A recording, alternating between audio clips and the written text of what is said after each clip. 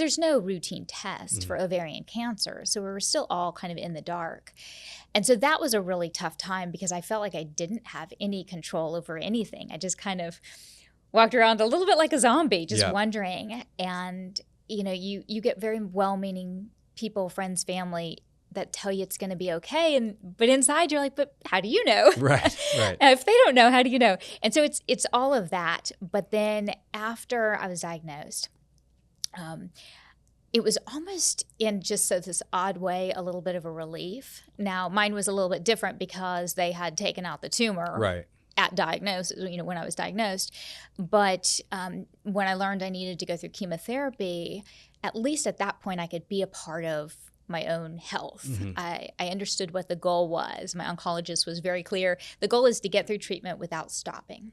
That's when I started to focus on, hydration, protein, how do I get as healthy as possible before starting chemo? The mental side of that. It was so important in sport. It had to be in health, and my faith is first and foremost. So just kind of all of those things that I felt like I suddenly started participating more.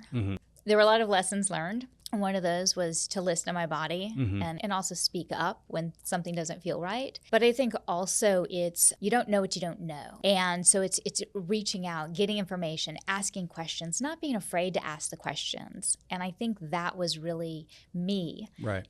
I'd go into a doctor's office, tell them I felt fine and move on. And I would forget about those issues that I had. Or I would get just, kind of that natural intimidation of, okay, well, they have lots of things to do. They're very busy. I don't need to ask any questions. And so now I come in with my list of questions. I sit there, I ask them, and it works out so much better. And I feel better. I'm more informed about my health.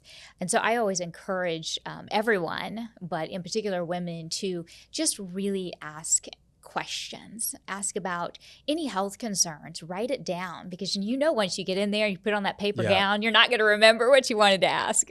Yeah, I love that. One of the things that we talk about at our cancer center at the Oklahoma Proton Center is patients being their own best advocates. And that's really true. And I think you've talked a lot about that, which is you have to know yourself physically. What are the side effects that I'm feeling?